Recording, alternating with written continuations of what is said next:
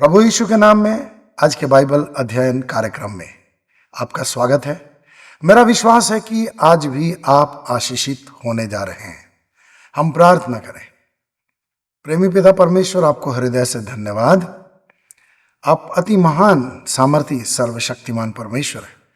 आपके पास हमारे आत्मिक जीवन के लिए बहुत ही सुंदर योजनाएं हैं और हम उन योजनाओं में स्थिर रहना चाहते हैं। आज का जो विषय आपने दिया है उसके लिए भी धन्यवाद। सब लोगों को मैं आपके चरणों में लाता हूं, अपने आप को आपके चरणों में लाता हूं। प्रभु यीशु के नाम में आपसे आग्रह है कि आपके आत्मा की अगुवाई में जो कुछ आप लोगों से कहना चाहते हैं उसके लिए मुझे फिर से इस्तेमाल कीजिए। अपने वचन के द्वारा हमारा मार्गदर्शन कीजिए। हमारी आत्मिक आंखें और अधिक खोली जाएं, हम अपनी स्थिति को और अधिक समझने पाएं और प्रभु यीशु के नाम में हम और अधिक दृढ़ और मजबूत होने पाएं। मैं अपने आप को, अपनी जुबान, अपने हृदय, अपने विचारों को आपके हाथ में सौंपता हूं, अपने पूरे वजूद को आपके हाथों में सौंपता हूं। प्यारे पवित्र आत्मा, मुझे आज फिर से प्रभु यीशु की महिमा के लिए इस्तेमाल कीजिए। लोगों को आज बाइबल स्टडी से बहुत ही फायदा हो, यीशु के नाम में आमीन। तो आगे बढ़ने से पहले मैं एक गीत गाना चाहता हूं। यिर्मयाह 29वें अध्याय के कुछ पदों के आधार पर यह गीत प्रभु ने दिया है। मेरा विश्वास है कि आप इससे जरूर आशान्वित होंगे, लाभान्वित होंगे।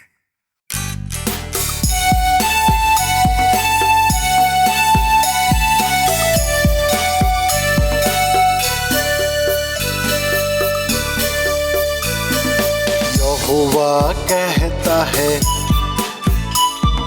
उन योजनाओं को, यहोवा कहता है उन योजनाओं को जानता हूँ, मैं जानता हूँ, जिन्हें मैंने तुम्हारे लिए बनाई है, जिन्हें मैंने तुम्हारे लिए बनाई है, जिन्हें मैंने तुम्हारे लिए बनाई है। यहोवा कहता है उन योजनाओं को।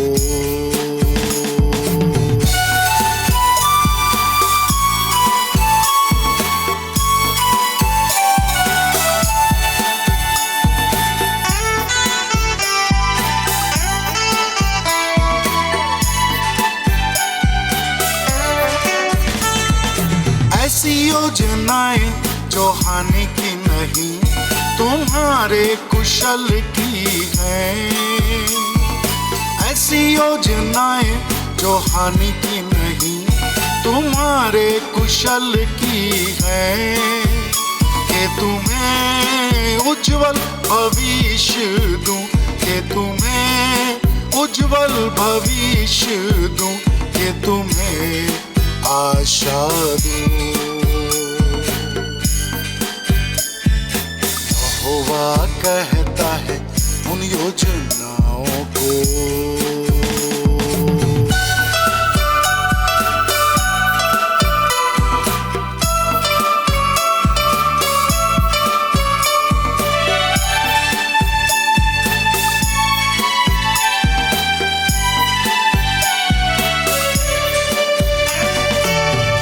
तुम मुझे पुकारोगे और मेरे पास आकर मुझसे प्रार्थना करोगे, तब तुम मुझे पुकारोगे और मेरे पास आकर मुझसे प्रार्थना करोगे, और मैं तुम्हारी सुनूंगा, और मैं तुम्हारी सुनूंगा, और मैं तुम्हारी सुनूंगा। यहोवा कहता है उन योजनाओं को।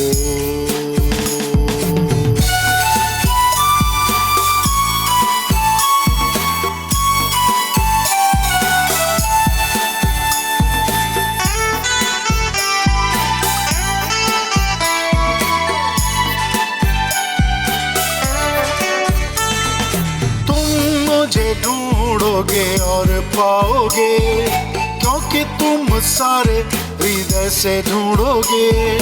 तुम मुझे ढूंढोगे और पाओगे, क्योंकि तुम सारे हृदय से ढूंढोगे। मैं तुम्हें मिल जाऊंगा, मैं तुम्हें मिल जाऊंगा,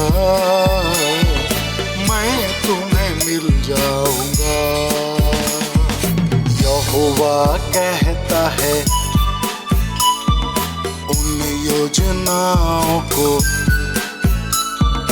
यहोवा कहता है उन योजनाओं को जानता हूँ,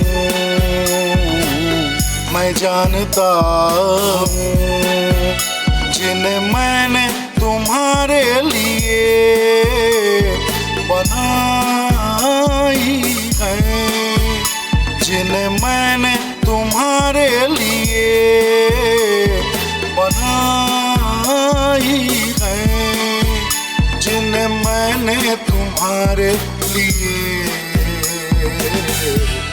बनाई है।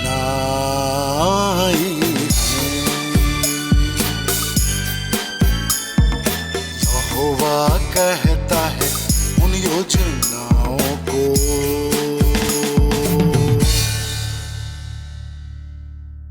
पिता परमेश्वर का धन्यवाद हो कि हम सब के लिए उसके पास बहुत ही अच्छी बेहतरीन योजनाएं हैं और हम लगातार उन योजनाओं के आधार पर आगे बढ़ते जाएं। प्रभु आपको आशीष दे। तो आज का जो विषय है वो है कड़वी जड़ से सावधान। जड़ बहुत ही महत्वपूर्ण अंग होता है किसी पेड़ का, पौधे का, और किसी पेड़ या पौधे का अस्तित्व तो उसके जड़ पर ही निर्भर करता है। यदि जड़ सूख जाए तो क्या होगा? पौधा सूख जाएगा, वो वृक्ष सूख जाएगा।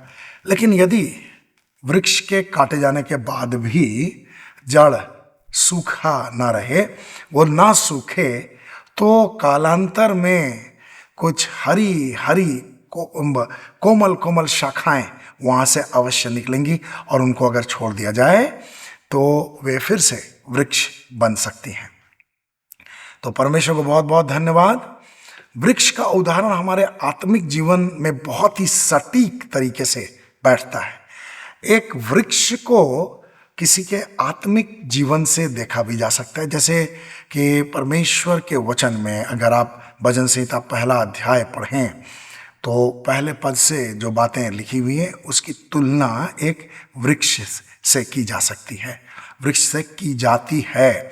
और जैसे भजनकार कहता है, धर्मी जन खजूर के पेड़ के समान बढ़ते जाएंगे और लबानोन के देवदार के समान फूले फलेंगे।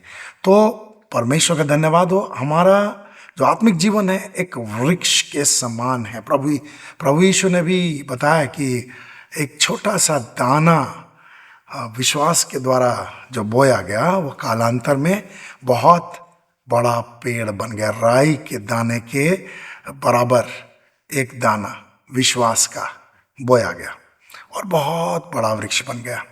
बहुत सारे पक्षी उसमें बसेरा करने लगे। तो हमारा जीवन एक वृक्ष के समान है। अब ये जीवन अगर वृक्ष के समान है तो जड़ों का अपना महत्व है। परमेश्वर के वचन में हम लोग जितना अधिक बढ़ते चले जाएंगे, हमारे आत्मिक जीवन रूपी वृक्ष की जड़ें उतनी ज़्यादा गहराई तक चलती जाएंगी, जाती जाएंगी और वे हमें मजबूती प्रदान करेंगी। अगर वचन में कहीं कमी रह जाए तब क्या होगा? हमारे शरीर के स्वभाव का कोई अंश छूट जाता है, उसको हम नजरअंदाज कर देते हैं, या फिर हो सकता है कि पता ही नहीं चले कि शरीर के स्वभाव की वो कमी हमारे अंदर मौजूद है। तो कड़वाहट एक ऐसा ही विषय है। कड़वाहट, किसी के हृदय में कड़वाहट का होना, बहुत दफा पता नहीं चलता कि कड़वाहट है या नहीं, लेकिन परमेश्वर चाहता है कि हमारे अंदर वो कड़वाहट न रहे, किसी के प्रति भी ना रहे। तो इसको इब्रानियों का लेखक अध्याय 12 और उसके 15वें पद में बहुत ही गंभीर विषय के रूप में हमारे सामने प्रस्तुत करता है।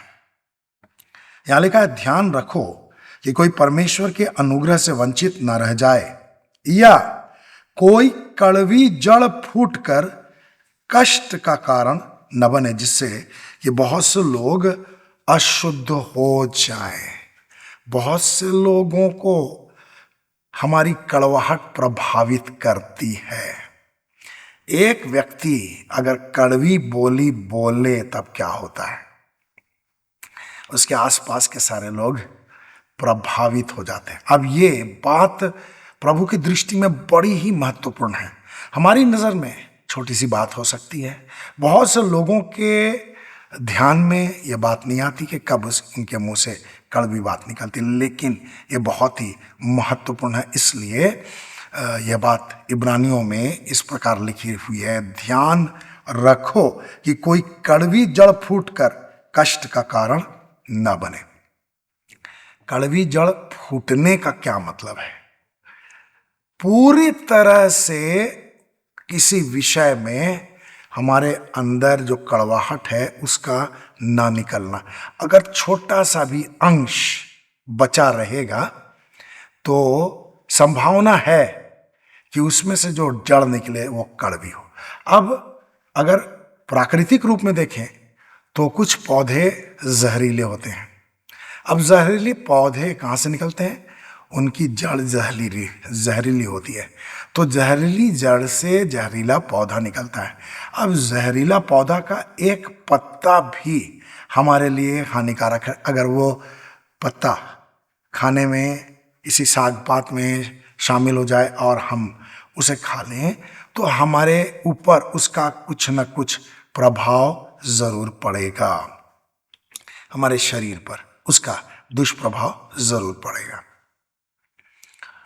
तो हमारा जो शरीर है वो प्रभु यीशु की देह है। कलीसिया के रूप में हम एक विश्वासी है वो प्रभु यीशु की देह है, और जो सभी विश्वासी हैं वे सब मिल करके देह के विभिन्न अंग बनते हैं। इसलिए हम इस बात को समझ सकते हैं कि इब्रानियों के लेखक ने यह बात जो लिखी है कि कड़वी जड़ फूट करके कष्ट का कारण न बने, तो वो कलीसिया के संदर्भ में लिखी है।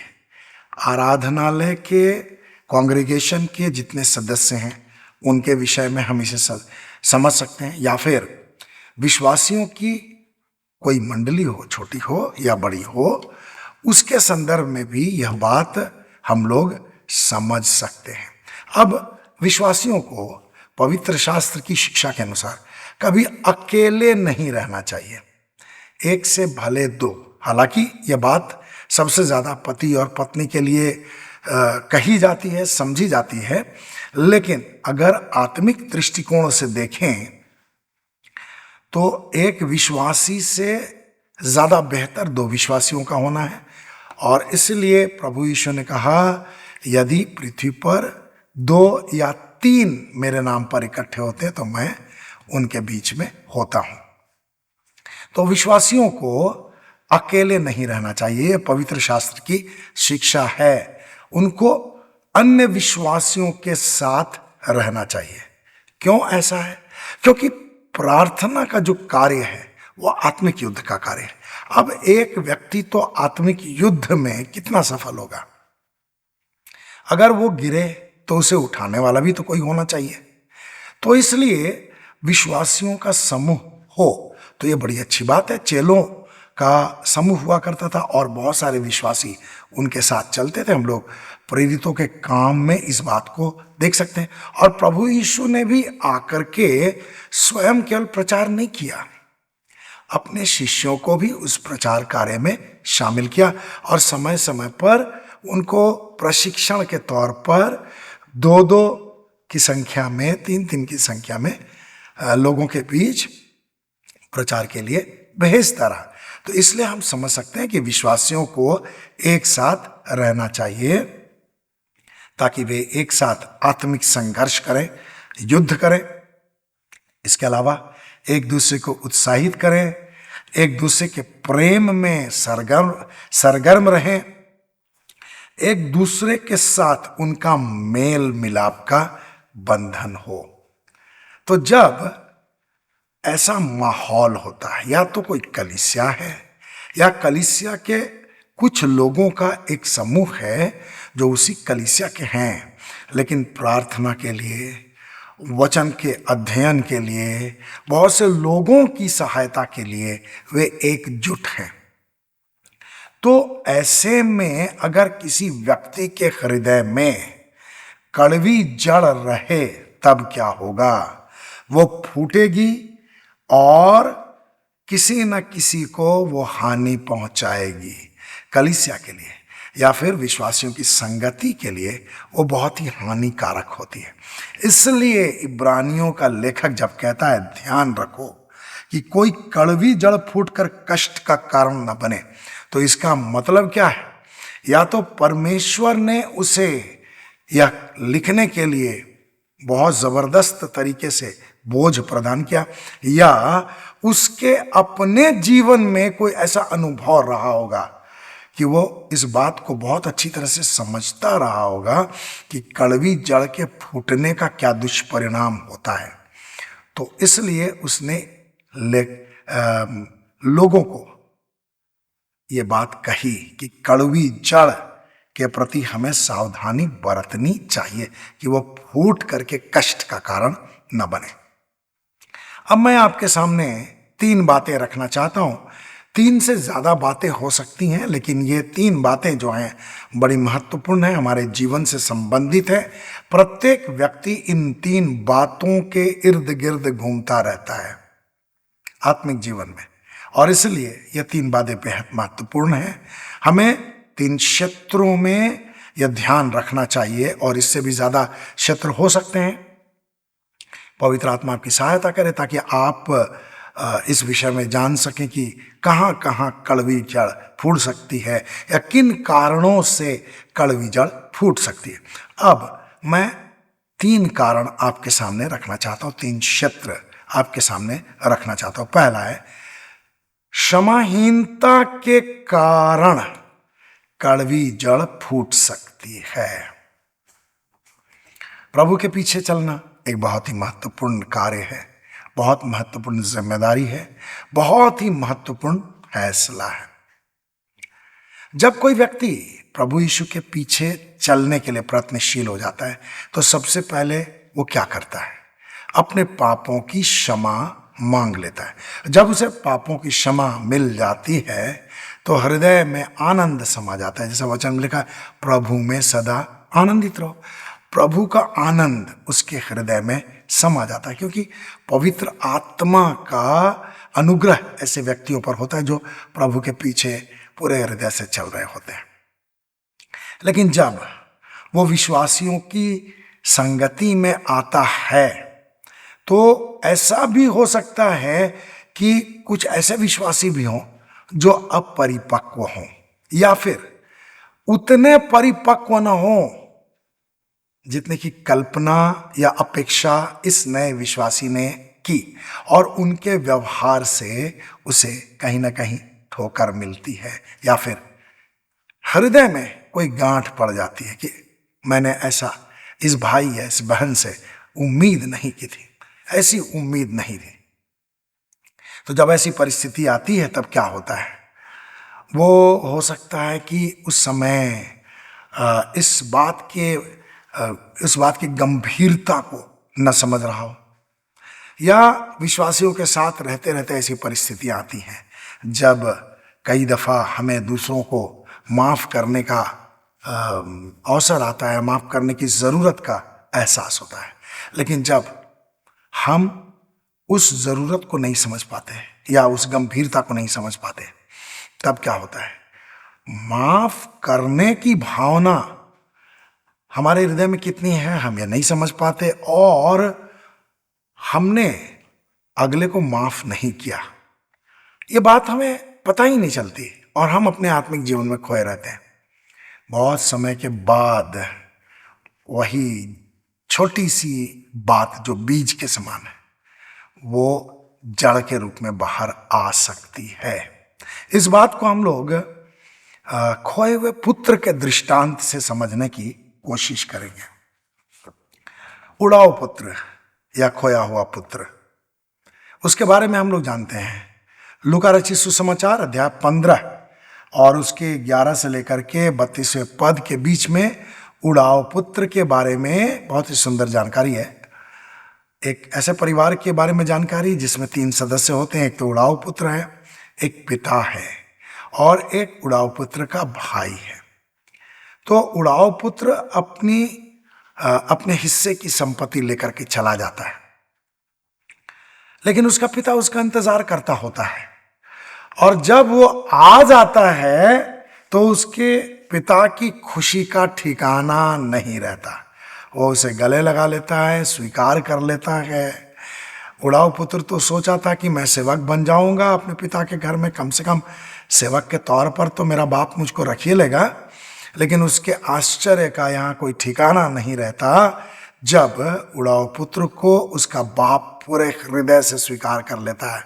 एक बड़ा जवनार आयोजित किया जाता है, अच्छे वस्त्र पहनाए जाते हैं और पिता के जो सेवक रहते हैं उड़ाऊ पुत्र को नहलाते हैं, धुआते हैं, अंगूठियां पहनाते हैं, माला पहनाते हैं, साज सज्जा करते हैं। लोगों को बुलाया जाता है कि मेरा बेटा मर गया था, अब फिर जिंदा हो गया है, परमेश्वर का धन्यवाद हो।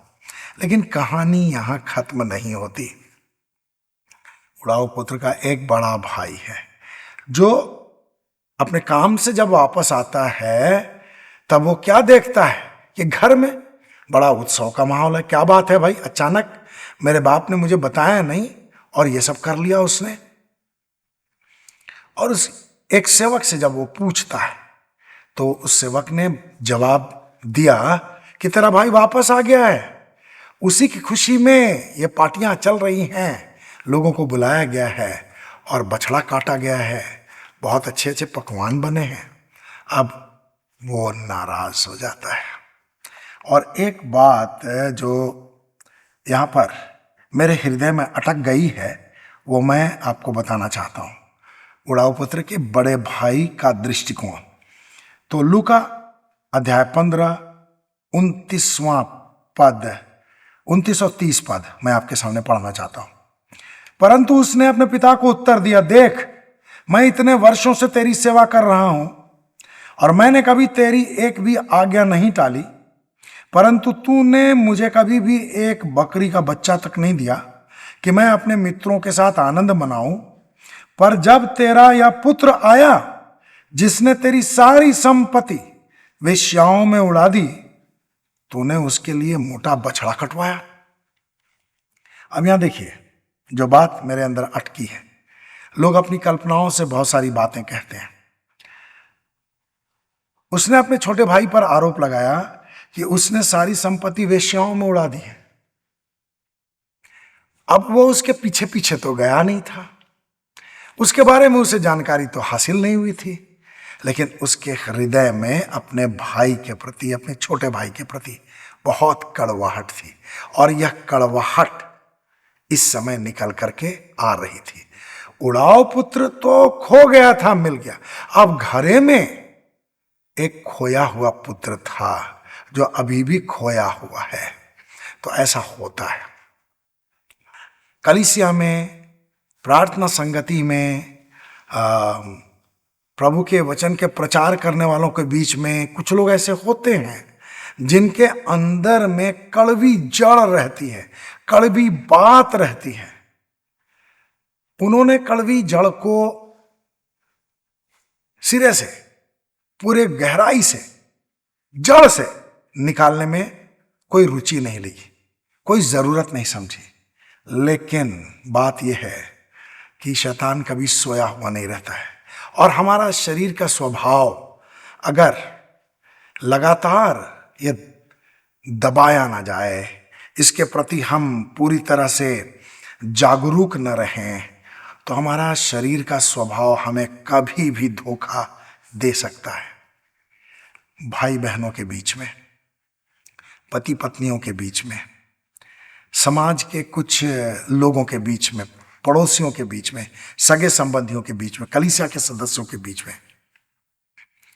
प्रचारकों के बीच में ये कड़वी जड़ बहुत ही खतरनाक है और बहुत गहराई में कभी कभी ये जाकर के पैठ बना लेती है ये जड़।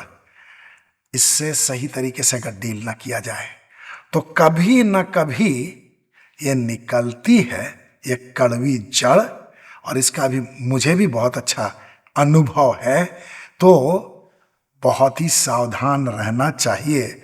और इब्रानियों के लेखक की हाँ में हाँ मैं मिला करके आपसे कहता हूँ, ध्यान रखें कि कोई कड़वी जड़ फूट करके कष्ट का कारण ना बने। तो क्षमाहीनता के विषय में हमें बहुत ही गंभीर होना चाहिए और हर व्यक्ति के प्रति हमें दयालु होना चाहिए, क्योंकि हमारा पिता भी हमारे प्रति बहुत दयालु है और इसीलिए उसने हमारे पाप क्षमा किए हैं। तो परमेश्वर को बहुत बहुत धन्यवाद। जब हमारे पाप क्षमा हो गए तो हमें भी दूसरों के अपराधों को क्षमा करना ही है, क्योंकि हम कई दफ़ा अपनी आँखों के लट्ठों को नहीं देख पाते, लेकिन दूसरे की आँख के तिनके को बड़ी आसानी से देख लेते हैं। तो हमारे लिए ये एक चुनौती है, हम लगातार आत्म मंथन करें, आत्मचिंतन करें, अपनी गलतियों पर नज़र रखने की कोशिश करें, प्रभु के सामने अपने हृदय को पूरी तरह से खोलने की कोशिश करें, ताकि कड़वी जड़ का कोई भी हिस्सा हमारे हृदय रूपी खेत में न पाया जाए, ताकि हमारा आत्मिक वृक्ष बहुत अधिक ऊंचा जाए, लहलाता जाए, लबानोन के वृक्षों के समान हम बहुत ऊंचाई तक बढ़ें, खजूर के पेड़ के समान हम बढ़ते चले जाएं। परमेश्वर हमें आशीष दे। दूसरा कारण या दूसरा क्षेत्र ईर्ष्या है। तो ईर्ष्या के कारण भी कड़वी जड़ फूट निकलती है। अगर आप नीति वचन 14 और उसके 30वें पद के दूसरे हिस्से को पढ़ें तो वहां आप पाएंगे कि ईर्ष्या हड्डियों को गला देती है। इतनी जलन होती है ईर्ष्या में। जलन शब्द भी है, ईर्ष्या का जो पर्यायवाची है वो जलन है। अब ईर्ष्या में इतनी जलन होती है कि वो हड्डियों को गला देती है। तो इतनी खतरनाक बात है। और गलातियों 5वां अध्याय 20वें पद में ईर्ष्या को शरीर के काम के रूप में देखा गया है। शरीर के काम तो स्पष्ट हैं, उसमें कई कामों का वर्णन है और ईर्ष्या का भी वर्णन है। तो भयंकर है ईर्ष्या। और ईर्ष्या के प्रति अगर हम सावधान न रहें तो कड़वी जड़ फूट सकती है। इसलिए लगातार हमें इस विषय में प्रार्थना करते रहनी चाहिए कि हमारे हृदय में किसी के प्रति ईर्ष्या न आने पाए। और यदि कभी कभार ईर्ष्या का अनुभव हम करते हैं तो हमें तुरंत प्रभु के सामने जा करके पश्चाताप करके क्षमा मांग करके फिर से इस विषय में गंभीर होकर के प्रार्थना करनी चाहिए कि ईर्ष्या की कोई भी चिंगारी हमारे हृदय में पड़ी ना रहे, क्योंकि वो हमें जला सकती है, हमारे शरीर की हड्डियों को वो गला सकती है। हम शाऊल और दाऊद के उदाहरण से इसे बहुत अच्छी तरह से समझ सकते हैं। परमेश्वर ने अपने अनुग्रह में शमूएल के द्वारा शाऊल को राजा बना दिया। शाऊल बहुत ही प्रभावशाली, बहुत लंबा चौड़ा हट्ठा कट्ठा एक युवक था। अब वो इस्राएल का राजा हो गया, लेकिन अपनी अनाज्ञाकारिता और अपनी मूर्खता के कारण उसने क्या किया? परमेश्वर को नाराज कर दिया। और इसलिए परमेश्वर ने शमूएल से कहा कि मैं शाऊल को राजा बना करके पछताता हूं, लेकिन मैंने अपने मन के लायक किसी और को ढूंढ लिया है। और शमूएल ढूंढते ढूंढते ईशै के पास पहुंचा और ईशै के एक पुत्र दाऊद को उसने परमेश्वर की अगुवाई में आकर के अभिषेक दिया कि वो इस्राएल का अगला राजा हो। तब शाऊल को परमेश्वर ने गद्दी से हटाया नहीं, लेकिन वहां अब दो राजा थे, एक तो दाऊद और एक शाऊल। शाऊल लोगों के सामने घोषित तौर पर राजा था, लेकिन दाऊद अभी गुप्त रूप में घोषित किया हुआ एक राजा था, भविष्य का राजा। और उस समय उसकी आयु भी बहुत कम थी, किशोरावस्था थी। लेकिन ऐसा हुआ कि दाऊद को एक मौका मिला और उसने उस मौके का भरपूर फायदा उठाया। गोलियत के विरुद्ध जब सारी इस्राएली सेना डर गई थी और कोई भी व्यक्ति गोलियत का सामना करने के लिए आगे नहीं जाना चाहता था, वहां पर दाऊद ने परमेश्वर की सामर्थ्य से गोलियत जैसे बहुत बड़े योद्धा पर जीत हासिल कर ली। और उसका परिणाम क्या हुआ, मैं आपको पढ़ करके सुनाना चाहता हूं। पहला शमूएल अध्याय 18 6 से लेकर के 9 पद तक। यहां क्या लिखा है। जब दाऊद पलिश्ती को मारकर लौट रहा था, तब स्त्रियां इस्राएल के सब नगरों से निकलकर वाद्य यंत्रों और डफ की ताल में आनंद के साथ नाचती गाती हुई शाऊल राजा से भेंट करने आ निकली। वे स्त्रियां नाचती और यह गीत गाती गईं, शाऊल ने मारा हजारों को, दाऊद ने मारा लाखों को। तब शाऊल अति क्रोधित हुआ, क्योंकि यह कहावत उसको बहुत बुरी लगी। उसने कहा, दाऊद को तो उन्होंने लाखों का श्रेय दिया है, परंतु मुझको केवल हजारों का। अब उसको राज्य के अतिरिक्त और क्या मिलना शेष रह गया है। उस दिन से शाऊल दाऊद को संदेह की दृष्टि से देखने लगा। तब दाऊद के प्रति शाऊल के अंदर ईर्ष्या का ज्वार बहुत ही वेग से उठा और उसे बहुत ही बुरा लगा कि दाऊद को लाखों लोगों को मारने का श्रेय दिया जा रहा है और मुझे हजारों। अभी कल का छोकड़ा है, अब इतना ज्यादा ख्याति प्राप्त कर रहा है। गोलियत को उसने मारा, ठीक है, गोलियत को तो मरना था, दाऊद ने ही मारा, लेकिन दाऊद ने मारा, राजा तो मैं हूं। तो किसी योद्धा का बखान तो कहीं नहीं होता है। जीत का श्रेय तो नेता को मिलता है, राजनेता को मिलता है, सेनापति को मिलता है, प्रधानमंत्री और राष्ट्रपति को मिलता है, किसी योद्धा को तो मिलता नहीं है। अब यह बात शाऊल के अंदर घर कर गई, ईर्ष्या की चिंगारी उसके अंदर धधक उठी। अब ईर्ष्या उसके हड्डियों को गलाने लगी। अब दाऊद चूंकि यहोवा पर भरोसा रखता था, इसलिए वो लगातार सफल होता चला गया। अब यहां दाऊद के कारण शाऊल को बुरा लगने लगा, क्योंकि सफलता उसके हाथों से दूर भागती गई। अब उसे यह समझ में नहीं आया कि परमेश्वर की अप्रसन्नता के कारण यह सब हो रहा है, लेकिन उसे लगा कि दाऊद को इतना सफल होना नहीं चाहिए था। कई ऐसे मौके आए दोनों के जीवन में जब दाऊद शाऊल को हानि पहुंचा सकता था, लेकिन उसने शाऊल को हानि नहीं पहुंचाई। लेकिन शाऊल लगातार इस ईर्ष्या के आग में जल करके दाऊद को हानि पहुंचाने की कोशिश करता रहा। मैं पहला शमूएल 18वां अध्याय 30 पद को पढ़ना चाहता हूं। यहां इस प्रकार लिखा है। फिर पलिश्तियों के सेनापति युद्ध के लिए पुनः निकल आए, और ऐसा हुआ कि जब वे निकल आते, तब दाऊद शाऊल के अन्य कर्मचारियों से बढ़कर बुद्धिमानी से आचरण करता था, अतः उसका नाम अत्यधिक सम्मानित होता गया। एक बार दाऊद नहीं सफल हुआ, वो बार बार सफल हुआ। पलिश्तियों के विरुद्ध युद्ध में दाऊद बार बार सफल होता गया, और इसलिए शाऊल के अंदर ईर्ष्या पूरी तरह से धधक गई। वह इस बात में एकदम सावधान नहीं था कि ईर्ष्या के कारण उसे हानि होगी।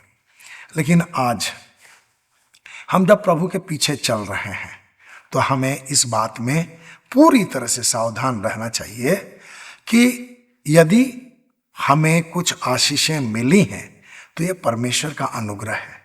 दूसरे लोग भी हैं जो परमेश्वर के अनुग्रह के हकदार हैं और उनको भी परमेश्वर आशीष देगा। तो परमेश्वर ने जब दूसरों को आशीषें दी और वे बढ़ते जाते हैं, फूलते फलते जाते हैं, उनके अंदर की योग्यताएं बढ़ती जाती हैं। ऐसे में अगर हम प्रभु से पूरी तरह से लिपटे न रहें तो हमारे अंदर ईर्ष्या आ सकती है। यही ईर्ष्या हमारे अंदर कभी न कभी उत्पन्न हो सकती है। वो हमारे हृदय को अपने अधिकार में ले सकती है, और जब ऐसा होगा तो हमारी शब्दों के द्वारा, हमारी बोली के द्वारा ईर्ष्या की कड़वी बातें बाहर निकलेंगी। कलीसिया में इससे हानि हो सकती है, समाज में इससे हानि हो सकती है, अड़ोस पड़ोस के लोगों को इससे हानि हो सकती है, कार्यस्थलों में हानि हो सकती है, और इससे भी बड़ी बात, हम परमेश्वर के अनुग्रह से वंचित भी हो सकते हैं। इसलिए हमें बहुत ही अधिक सावधान रहने की जरूरत है। अब तीसरी बात, तीसरा महत्वपूर्ण कारण है कड़वी जड़ फूटने का है, वो है अति महत्वाकांक्षा। अति महत्वाकांक्षा बहुत सारे लोगों के अंदर में होती है। महत्वाकांक्षा होना एक बात है, लेकिन अति महत्वाकांक्षी होना दूसरी बात है। अब अगर कोई व्यक्ति सांसारिक दृष्टिकोण से अति महत्वाकांक्षी हो जाए तब क्या होता है? अपने आसपास के लोगों की भावनाओं की वह कदर नहीं करता। उसके अंदर केवल यही भाव रहता है कि मुझे किसी न किसी तरीके से हुक और बाय क्रुक, जिसको कहते हैं, अपनी महत्वाकांक्षा को, अपनी इच्छा को पूरा करना ही है। बहुत दफा लोग प्रभु की इच्छा को समझने के बावजूद भूल जाते हैं।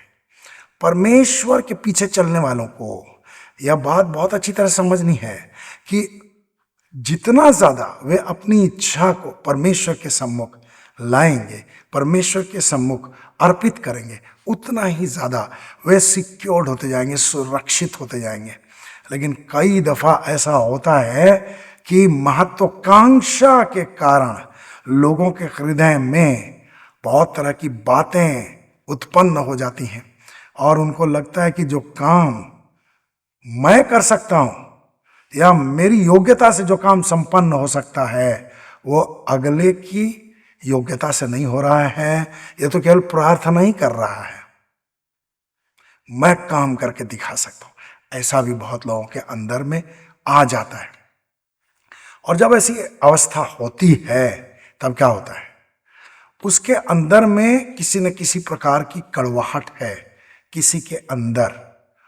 जब परमेश्वर अपने प्रार्थना करने वाले बेटे बेटियों की सहायता करता है और उनका काम सफल होता है, तब इसके अंदर में, जिसने अति महत्वाकांक्षा के कारण अपनी योग्यता को पहले स्थान पर रखने की कोशिश की, उसके अंदर में ईर्ष्या जाग जाती है, और ये बहुत ही साधारण बात होती है। तो महत्वाकांक्षा हमारे अंदर बहुत ही भयानक बर्बादी लेकर के आ सकती है, और इसीलिए हमें आत्मिक जीवन में, आत्मिक क्षेत्रों में महत्वाकांक्षा को पूरी तरह से किनारे कर देना चाहिए। और अति महत्वाकांक्षा तो और भी भयानक बात है। जहाँ परमेश्वर काम कर रहा है वहाँ परमेश्वर ही काम करेगा। यह बात हम लोग बाइबल में कई बार देख चुके हैं। बाइबल में बहुत ही स्पष्ट रूप से यह बात बताई गई है। तो हमारे लिए बहुत ज़रूरी है कि हम अति महत्वाकांक्षा से बचें। मैं एक उदाहरण आपके सामने रखना चाहता हूँ। राजा सुलेमान के एक भाई अदोनिया के विषय में। एक समय आया जब राजा दाऊद वृद्ध हो गया और वृद्धावस्था के कारण राजकाज संभालने में वह समर्थ नहीं रहा। और तब ऐसे में उसका एक बेटा था अदोनिया। उसके अंदर महत्वाकांक्षा जाग गई कि चलो भाई, हम अपने बाप की जगह में राजा बन जाते हैं। प्राचीन काल का उदाहरण आप लोगों को मालूम है कि उत्तराधिकार का जो नियम होता था कि बाप के बाद तो कोई बेटा ही बनेगा। अब अगर दो बेटे हो गए तो दोनों के बीच में युद्ध होता है। हमारे भारतीय इतिहास में भी ये बात बहुत स्पष्ट है, बहुत सारी कहानियां हैं, बाइबल में भी ये कहानियां हैं।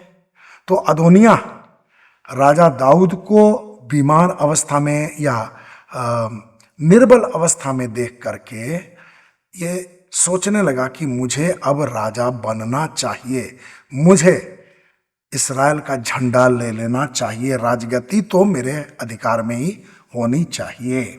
अब मैं इसे बाइबल में से पढ़ करके सुनाना चाहता हूं। पहला राजा 5वां और 6ठा अध्याय। तब हग्गीत के पुत्र अदोनिया ने सिर उठाकर कहा, मैं राजा बनूंगा। अतः उसने अपने आगे आगे दौड़ने के लिए रथों और घुड़सवारों के साथ 50 व्यक्तियों को तैयार कर लिया। और उसके पिता ने तो कभी यह कहकर भी उसे उदास न किया था, तूने ऐसा क्यों किया? और वह बहुत ही रूपवान था और अबशालोम के बाद उसका जन्म हुआ था। तो अबशालोम भी बहुत खूबसूरत था, उसके बाद इसका जन्म हुआ अदोनिया का, ये भी बहुत ही हैंडसम था, बहुत ही रूपवान था। अब उसके अंदर में राजा बनने की बात उपज जाती है। अब प्राचीन काल में अगर हम लोग जाएंगे तो बड़े आसानी से समझा जा सकता है कि अगर उसने राजा बनने की लालसा किसी व्यक्ति के पास प्रकट कर दी, तब क्या होता है कि कुछ लोग उसको सपोर्ट भी करने लगते हैं, चलो भाई ये राजा बन जाएगा तो मुझे यह फायदा होगा, मुझे यह फायदा होगा, मुझे यह फायदा होगा। लेकिन हुआ क्या कि परमेश्वर ने दाऊद की राजगद्दी में बैठने के लिए पहले से ही यह बता दिया था कि सुलेमान ही तेरा उत्तराधिकारी होने वाला है। तब यहां मैं आपके सामने रखना चाहता हूं पहला इतिहास अध्याय 22 और उसके 9 और 10 पद में क्या लिखा है। देख, तुझसे एक पुत्र उत्पन्न होगा। परमेश्वर ने राजा दाऊद से कहा, देख तुझसे एक पुत्र उत्पन्न होगा जो शांति प्रिय होगा, और मैं उसे चारों ओर के सब शत्रुओं से शांति दूंगा, क्योंकि उसका नाम सुलेमान होगा, और मैं उसके दिनों में इसराइल को शांति और चैन दूंगा। वही मेरे नाम का एक भवन निर्माण करेगा, और वह मेरा पुत्र होगा, और मैं उसका पिता होऊंगा, और मैं इसराइल पर उसकी राजगद्दी को सदा स्थिर रखूंगा। तो परमेश्वर ने यह योजना पहले बना रखी थी, अदोनिया को मालूम नहीं था। अब जब अदोनिया को यह पता चला कि राजा तो सुलेमान ही बनेगा, तब उसके हृदय में ईर्ष्या की चिंगारी धधक उठी, बदले की भावना धधक उठी, कड़वा जड़ उसके अंदर से फूट करके निकल आया। तो मेरे प्रियो, हमारे लिए भी बहुत सावधान रहने की जरूरत है। हमारे अंदर में कड़वाहट अगर है तो कहीं न कहीं जाकर के ये परमेश्वर की इच्छा के विरुद्ध हमें बोलने के लिए विवश करेगा, काम करने के लिए विवश करेगा, दूसरों को क्षति पहुंचाने के लिए विवश करेगा। और ऐसा व्यक्ति क्या करेगा? अपने व्यवहार के द्वारा कलीसिया को बहुत नुकसान पहुंचा सकता है। तो परमेश्वर आपकी सहायता करे कि आप इस बात को समझें कि आपके हृदय में किसी के प्रति कड़वाहट नहीं रहनी चाहिए। कहीं ऐसा ना हो कि कड़वी जड़ फूटकर कलीसिया के लिए, परिवार के लिए, विश्वासियों की संगति के लिए कष्ट का कारण बने। तो परमेश्वर को धन्यवाद हो, परमेश्वर की चेतावनी के लिए धन्यवाद, परमेश्वर के वचन के लिए धन्यवाद। मैं आप सबको बहुत बहुत धन्यवाद देता हूं जो आप हमारे साथ जुड़े हुए हैं। हमारे साथ लगातार जुड़े रहने के लिए बहुत बहुत धन्यवाद। इस कार्यक्रम को सपोर्ट करने के लिए धन्यवाद। इस कार्यक्रम को दूसरों के साथ शेयर करने के लिए धन्यवाद। परमेश्वर आपको आशीष दे। बने रहिए हमारे साथ, और जो कमेंट्स लिखते हैं मैं उनके प्रति भी आभार प्रकट करता हूं। प्रभु उन्हें भी आशीष दे। लगातार हम प्रभु यीशु के प्रेम में बढ़ते चले जाएं, सीखते जाएं, सिखाते जाएं। प्रभु आपको आशीष दे। हम प्रार्थना करें। प्रेमी पिता, आपको हृदय से धन्यवाद, क्योंकि आपने एक महत्वपूर्ण विषय हमारे सामने रखा और इस कड़वाहट के कारण बहुत से लोग विश्वास के मार्ग में चलने में असफल हो जाते हैं। आपने यह विषय हमें दिया ताकि हम इस विषय में गंभीरतापूर्वक विचार करें। और मैं आपसे आग्रह करता हूं, हमारे सभी प्रिय दर्शकों के हृदय के ऊपर आपका अनुग्रह बना रहे। उनके ऊपर आपकी नजर तो है ही है। यदि किसी के अंदर किसी के प्रति कोई कड़वाहट या ईर्ष्या की बात है, तो मैं आपसे आग्रह करता हूं, उस कड़वाहट को, ईर्ष्या की बात को, दूसरों से खुद को बड़ा बनाने की बात को उनके हृदय से निकाल डालिए। कोई कड़वी जड़ उनके हृदय में न रहने पाए, किसी के प्रति कड़वाहट न रहने पाए। मैं आपसे आग्रह करता हूं, हम आपके प्रेम में लगातार बढ़ते चले जाएं और हमारे श्रोताओं और दर्शकों के जीवन में कभी ऐसा ना हो कि कोई कड़वी जड़ फूट करके उनके परिवार में, कलीसिया में, उनके आपसी संबंध में, विश्वासियों के साथ जो उनका संबंध है, वहां कष्ट का कारण उत्पन्न हो। ऐसा ना होने पाए। पिता, एक एक को मैं आपके हाथ में सौंपता हूं। हर एक की आत्मिक आंखों को खोलिए। सब लोग अपने हृदय को पूरी तरह से जांचें आपके वचन के आलोक में और अपनी कड़वाहट के लिए और अधिक गंभीर रहे। और यदि ऐसी कड़वाहट किसी के हृदय में है तो पता चल जाए और वे आपसे माफी मांग करके, अगले को भी क्षमा करके अपने आत्मिक जीवन में लगातार बढ़ते जाएं। आपसे आग्रह है, हमारी प्रार्थना स्वीकार कीजिए और हम सबको आशीष दीजिए। यीशु के नाम में आमेन।